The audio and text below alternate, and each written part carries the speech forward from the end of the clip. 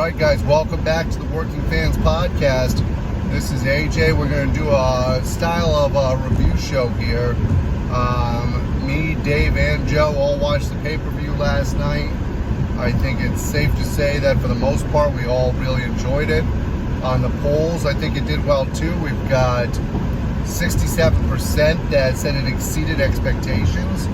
We've got 22% said it was pretty much what they were expecting it to be. And then we've got 11% who were very disappointed. So I think the numbers altogether, not bad numbers for a pay-per-view with no crowd and trying to keep the energy up. We started off in kind of a good situation. I thought that bringing out the Rascals and doing the open challenge to begin with, I think because of the announcement about the Good Brothers at midnight the night before, everybody just assumed it was going to be them versus the Good Brothers, and it was not. They brought out one of the best working tag teams in the history of North American Wrestling and, quite frankly, in the history of Impact. They brought out the Motor City Machine Guns, Alex Shelley and Christopher Sabin, which is just an outstanding team, a team that I've enjoyed through the years, and quite frankly, I think one that got a little jinxed due to injury bug with Chris Sabin, and then it's good to see them back together. It's good to see them in Impact. They had a hell of a match. They kept the energy high throughout the match. They told the story and kept me entranced in the whole match, quite frankly. And I'm very excited about seeing what they're going to do going forward, which they, of course, answered later in the show, because during the tag team match between the North, or right after the tag team match with the North and Sammy and Ken Shamrock, the Motor City Machine Guns came out and said, hey, listen, Tuesday night, we're having a tag title match. It's going to be the North versus the Motor City Machine Guns. So that's something to look forward to on Tuesday. However, during that tag match between the North, Sammy and Ken Shamrock, was highly disappointed. Ken Shamrock looks absolutely amazing physically. Let's get that out there. The guy does not look as old as he is, and his physical condition is absolutely incredible. However, his wrestling skills have diminished greatly, and that was exposed when he was not really able to keep up with the North, or quite frankly, he looked confused and befuddled during the match working with Sammy. So I think that was probably my least favorite match of the night, which is not easy to do with the North because they are one of my favorite tag teams. But Ken Shamrock just does not belong anymore. I'm sorry. He physically looks great, but his wrestling skills just are not there anymore. And it's just my opinion. Maybe you guys have a different opinion. Maybe we'll put a poll up on this. Do you think Ken Shamrock should still be wrestling? If you do, then kudos to you. They did mention during that match something that scared the crap out of me multiple times. Cyrus and Josh Matthews talked about the possibilities of Kurt Angle as a free agent coming out and actually wrestling with Ken Shamrock. Yeah. Dream match 20 years ago. Right now, oh my God, that might be a complete disaster. First of all, we haven't seen Kurt wrestle in a while. I'm sure he still can put a match together, but to make him have to carry Ken Shamrock at this stage in his career or in his retirement, I just don't think it'd be fair to the Olympian. All right, up next, we'll talk about another match to me that just didn't go the way it could have. Moose and Tommy Dreamer. Tommy Dreamer needs to have a crowd. You cannot put Tommy Dreamer in an empty arena match. Tommy Dreamer in an empty arena match is a middle-aged man trying to keep up with a super athlete. And guess what? He can't anymore. I'm sorry. It's just not going to happen. His style with the weapons and stuff. Unfortunately, Moose looked like he was trying to avoid the weapons legitimately, not like for move's sake, but like he was actually trying not to fully go with the moves, to land on the chairs, to land on thumbtacks, to land on anything that might cause him discomfort. So you had a great athlete looking like he was uncomfortable in a match, and with the silence, you didn't have the normal crowd behind Tommy Dreamer to get him fired up and to make his stuff sound better. So to me, this was the second worst match of the night. Good news is, it gets better from here. I started off with the bad on purpose, and the reason why I started off with the bad on purpose is because I think the rest of the card, quite frankly, brought the house together.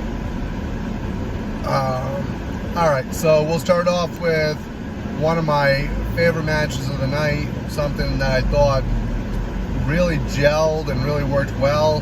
We're going to start by talking about the women. The women did phenomenal. You have so much talent right now inside the knockouts division. It might be the most loaded division in wrestling. I mean, obviously it's hard to compete with the WWE right now and what they've got going on with the amount of talent they have, but I think the knockouts are right there with them, and I think that they're really doing a great job. Quite frankly, even Madison Rayne, who comes out of retirement, still looks phenomenal. She does a great job in there. She really plays well with the other women, and it's awesome. Another person who I think really excels in the match, Tasha Steeles, did a great job in there. Phenomenal worker, great. She's got a tremendous upside. And then obviously you've got your stalwarts in there, like Rosemary, Taya Valkyrie, oh my God, Kara Hogan. There's just so many that go on and on and on. And Kylie Ray really is a phenomenal athlete to watch wrestle. And I look forward to seeing her after winning this battle go on, and she's going to be facing the winner of Deonna Purrazzo and Jordynne Grace.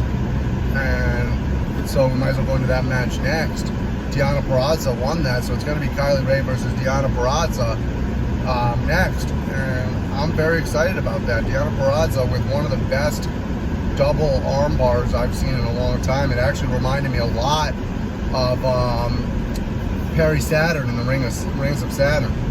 The way that she executed it. And it wasn't easy because Jordynne Grace is jacked. She's got large, strong arms. So to see her be able to apply that and put that move on, just all around great match between the two of them. Jordynne Grace did a great job of selling the arm injury, of making the match really, even when she delivered her power moves, she did a great job of really delivering them without actually overstepping what her injury was. So kudos to them on that. Very exciting. Great match. And like I said, I'm looking forward to Kylie Ray versus Deonna Purrazzo. Anytime they want to put that match together, that's going to be an absolutely amazing match. Up next, let's talk about the main event. Now, they did a little swerve-a-rooney on us on the main event there for a second. And I don't know how many of you guys got annoyed at the main event, but I can tell you I definitely did. As they said that you know, it was going to be a four-way. They were bringing out the fourth mystery person, and that it was going to be a legend or a former Hall of Famer or a former heavyweight champion. And the fifth guy definitely delivered that, bringing out Eric Young, especially in his crazy day state. He did a great job, considering how little work he got to do while he was down and stuck in NXT. He did an absolutely great job in that match of keeping up with a lot of the younger wrestlers and showed why character is so important. because his character really, really came across. And so, and the match as a whole, quite frankly, was fantastic. Ace Austin showed why he is one of the future stars and maybe the next AJ Styles of Impact. You had Eddie Edwards, who showed why he is a big-time player to begin with. The fact that he has stayed with Impact, quite frankly, I think has actually helped his career, because I don't think WWE would have known what to do with him and with his character. And I'm very happy to see that he has developed into who he is and who he will continue to be. Another big one in that one, and another future superstar, is Trey. I think because of how young Ace Austin is, we forget that Trey's not much older himself, a member of the Rascals, and he delivered big time in the match as well. So great match by everybody across the board on that one. I thought the main event was solid. Even the end was good. When the Madman comes back out and they start beating him down, out come the Good Brothers. Now, I gotta tell you, this to me was a little off-center. I understand that you want to make a big splash, and what better way to make a big splash than to bring out your new signings to save the day in the main event. However, it didn't make sense. There's no history between that I know of between Eddie Edwards and the Big Brothers. Basically, you had them come out and do what they would have done with like AJ Styles, but to save Eddie Edwards, and it just didn't connect. I mean, they looked good, other than Gallows almost falling on his ass on the ramp because he's wearing cowboy boots on a freaking metal ramp. But other than that, they looked sharp, they looked good. Carl Anderson, best shape I've ever seen him in. Luke Gallows looks like a scary individual when he's in there. You got to see also how big Madman is, because he stood eye to eye with Luke Gallows, whereas everybody else in the ring was considerably smaller. And then as we're going off the air, you see the symbol. You see the 3 slashes. And they show us EC3's new narrative, where basically we finally get a chance to see his new look with the goatee, and I'm hoping that this is going to be a different character. I'm hoping they let him go in the direction he wants, because the videos so far for him look outstanding. But let's wrap this thing up. I agree with you guys for the most part. It exceeded expectations. Oh my God, I almost forgot. Oh, thank you. This man needs a job. He's a free agent. Heath Slater showed up, folks, and beat the crap out of everybody's favorite Indian wrestler.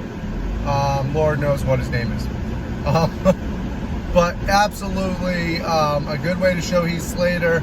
The one thing I didn't like is that at the end they made it a little comical by having him in the back with Scott D'Amore and having him in the back with Rhino. Instead of bringing him in and keeping the intensity going and keeping it focused on Heath Slater's here for the World Championship, you do a comedy angle where Scott D'Amore throws him out of the building. I like the fact, I guess, that it keeps continuity with the fact that he snuck in and it's a closed set and he's a free agent, not signed to a contract. But we're not jackasses. We know he didn't just sneak in the building. There's no need for the comedy. All right, back to the ending of this. Guys, I agree with you for the most part. Exceeds expectations, 67. All kinds of surprises throughout it. They did a good job of getting people in and out of there. They did a good job, even though I didn't necessarily agree with where they put the Good Brothers. They did a good job of not putting them where you would automatically expect them, which to me is the key to wrestling, is not doing what people automatically think that you should do. So thank you for tuning in, guys. We're the Working Fans Podcast. I'm AJ. My co-hosts are Dave and producer Joe. If you want to find us, you can find us on, well, you've already found us here, but you can also find us on Twitter. You can find us on Spotify. You can find us on our own website, workingfanspodcast.com. You can find us all over the world, but most importantly, keep tuning in to these YouTube videos. Share us, give us a thumbs up, watch us 15 times if you want. I get sexier every time you watch it, but we love you. Keep with us. We're building something here, and thank you for everything.